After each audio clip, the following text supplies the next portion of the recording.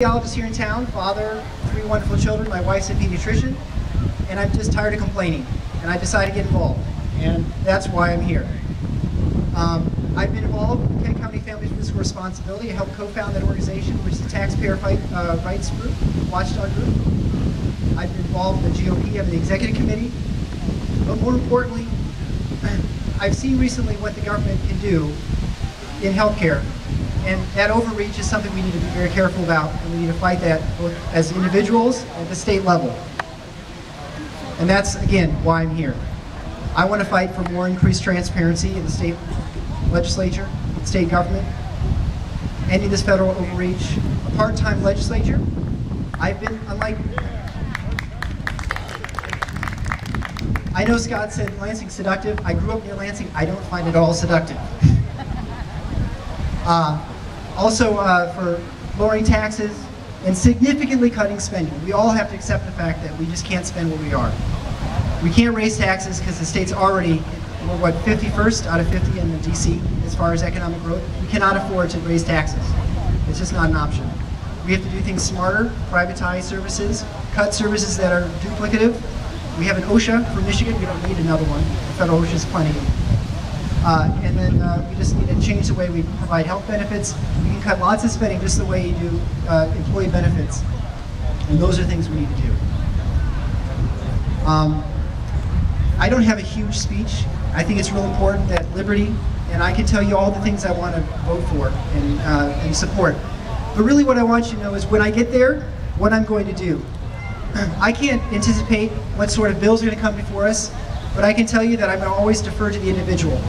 I'm always going to assume that the individuals know best what to do with their money and their lives.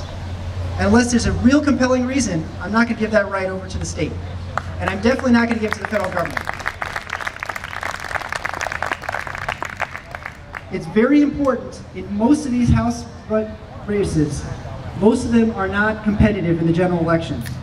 Your only choice is August 3rd, so you need to get involved now, wherever you live, okay? Because if you wait till November, the choice has already been made for you.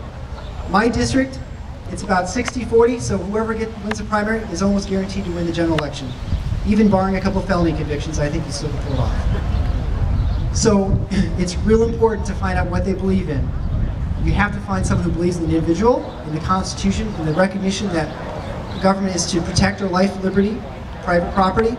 It's not to guarantee the rights for the government to take those things away or to decide for us how best to use whatever it is they want. So those are the important things when we have someone who goes to Lansing or Washington certainly. But I always defer to the individual and to state decisions as opposed to the federal government. Because those you have much more impact at the local level in a community or a township than you do with your state rep, and certainly much more with your state rep than you do with a congressman, as you've all found out with the healthcare bill, right? We're going to have people, I'm going to have much more. I was just going to take questions if that's okay with people. I'd much rather answer questions if people are kind of wake you up. Mark's got a microphone out there. Does anyone have a question for me? No questions. That's it.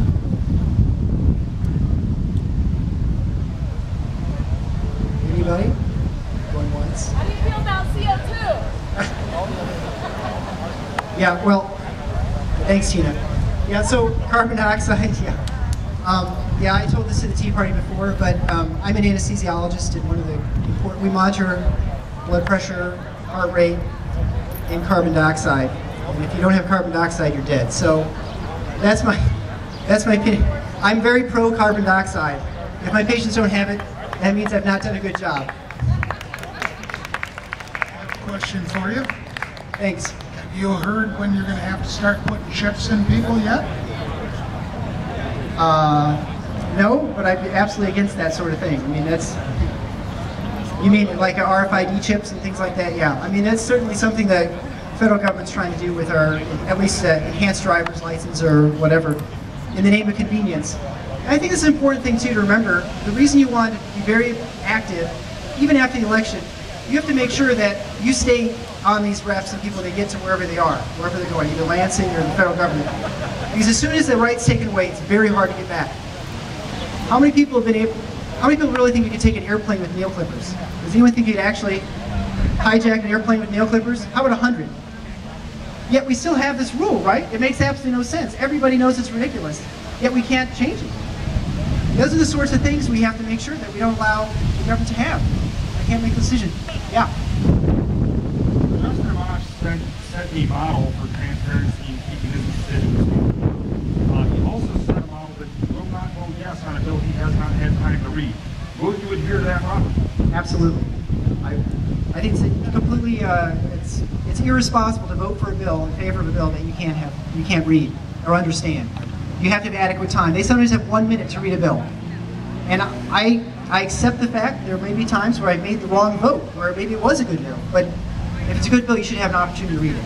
And I guarantee that I will make it as easy as possible to know why I voted in both bills, yes or no, because I think I want to involve everyone else in this. I have other things I could be doing as an anesthesiologist. I've got a career, and I'm setting that aside a little bit to do this because I think it's very important to do, and I have an opportunity to do it. But I'm not going there to hang out in Lansing for 6 years and just collect a paycheck. That's why I should be a part-time legislature, and that's why we should have these people live under the laws they pass and have to have a job under the economy they've sort of had an effect on. The other part of that question was transparency and keeping the constituents in your district. Yeah, same thing. I'll do what I can. Facebook, probably try and link that to my home website. And the important thing is, it's great that we're all gathered here today. We gathered on tax day.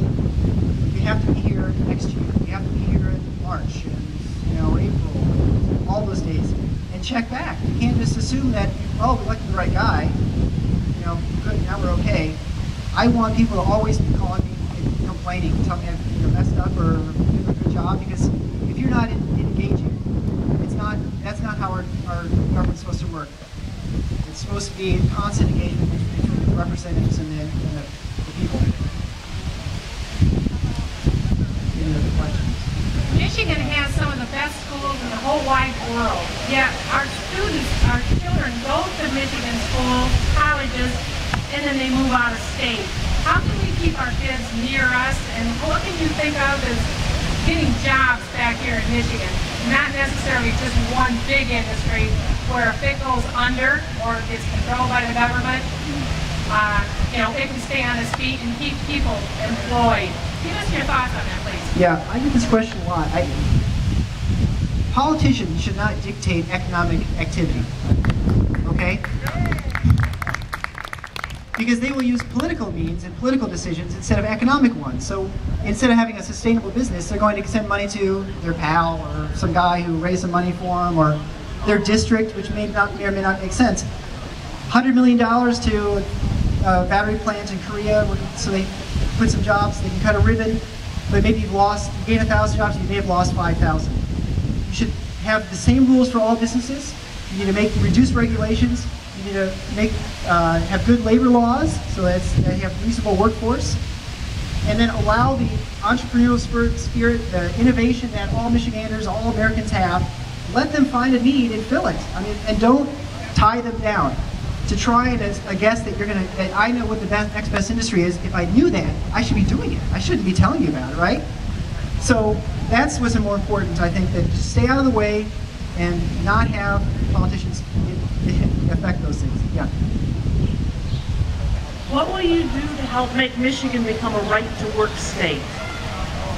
Well, I think we have. They have that. I lived in Iowa for 8 years when I was in medical training, and they were right-to-work state, and it's very important. It's because it really changes the dynamics between the employers and employees. You need to have fair rules. I think it's okay for people to organize in unions, but I think they should face the consequences of going on strike or whatever. I think that's. And I think we need to make sure we have the same thing in the state, so that no one has an advantage in the labor disputes. So I think you need to work through the state government to try and get a constitutional amendment. The political reality is you probably wouldn't get that through our state legislature, so it'd have to be a ballot drive initiative. But I'd certainly support that and work what I can, similar to the healthcare initiative that's going around. Same thing. You try and get it through the state legislature to get some publicity, recognizing that it's probably going to fail because there are a lot of people who aren't going to support it. I think the same thing can be said for a part-time legislature. I doubt